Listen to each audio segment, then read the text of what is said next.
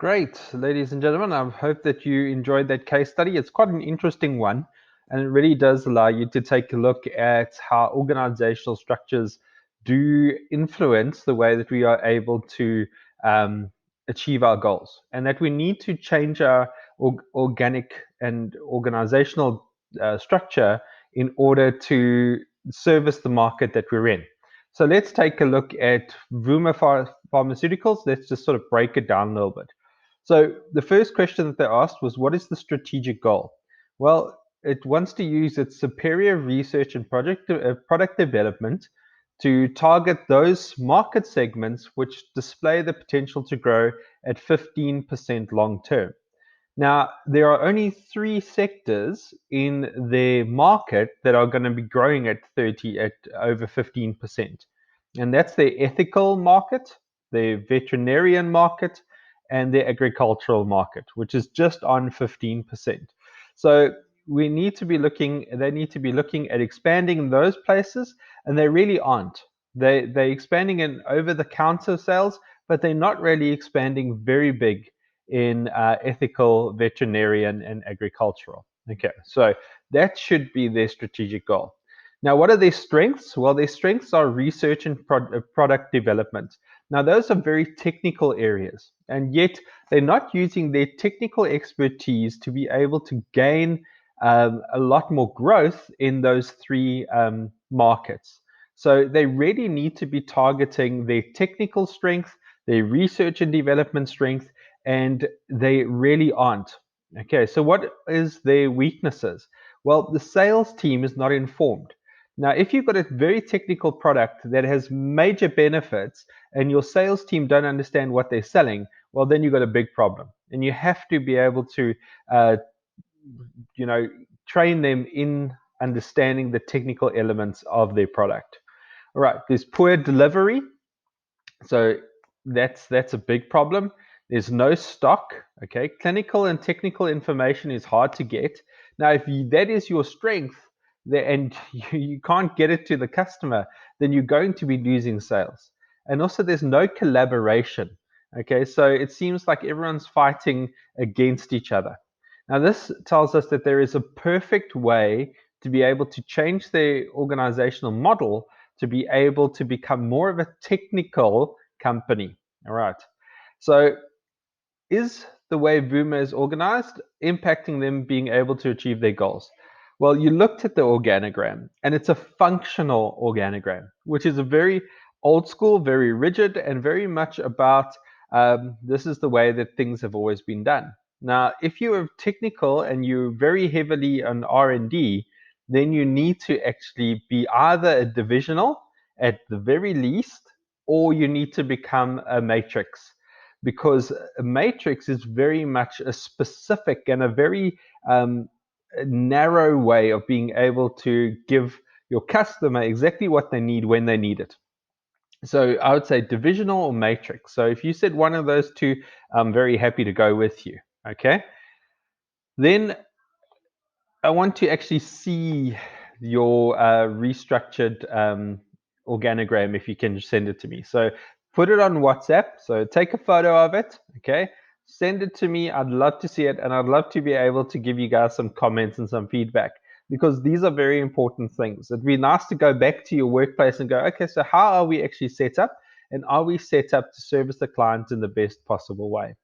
And then why did you do that? Well, you need to be highly knowledgeable in technical areas. And so you need to be able to service a specific group of clients. So that's why a matrix model, a divisional model, are the ones that are going to be able to service your client a lot better, because everyone's going to be working together. They're going to be very narrow, very specific to the market that they're going to be serving. And everyone can work together, they can collaborate together, and that would be able to bring about a change within the organization.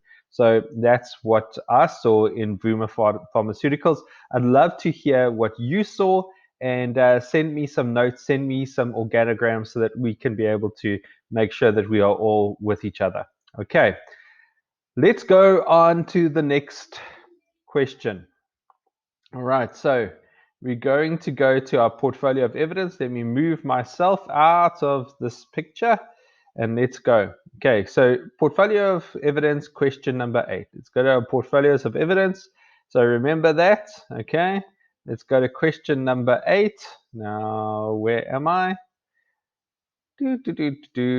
Question number 8. All right, so we're actually going backwards in our portfolio of evidence, and we are going to take a look. There we go.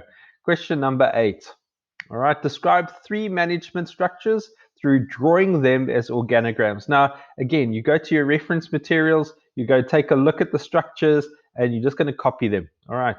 And then after every one, you ask, what is the advantages? What are the disadvantages? And what type of structure would be appropriate to use? Okay, so why is it appropriate? What type of organization? What size of organization? And what is the ownership of the organization? And that would inform how the organization is set up. So organogram 1, let's say you do functional. Show me functional. Then what are the advantages of this particular structure? Well, there's very definite lines of authority, that there is a lot of control, there's a lot of regulation, there's a lot of people checking work up and down the system. So yeah, that's going to be for a very highly regulated organization and a very big organization. And a lot of banks and financial services will use those kinds of things. Okay. So what are the disadvantages? Well, it's not very flexible. It's not going to move. It's not going to help you with technical ability, and it's not really going to be able to service your client all that well. So use that as your advantages and disadvantages, and then you tell me the type of organization, the size of the organization, and the ownership of the organization that you would use functional organograms for. Organogram 2, maybe do either divisional. Okay, so do a divisional, and then tell me the advantages of it and the disadvantages of it. And again, what type of organization, what size of organization, and the ownership of the organization. Okay, so you know a little bit about Vuma, and so tell me maybe why this would be appropriate to them. Then number 3, maybe give me matrix. It's a very new system, and it's going to be in a lot more businesses. It's a lot flatter. A lot more people are sort of owners of the business.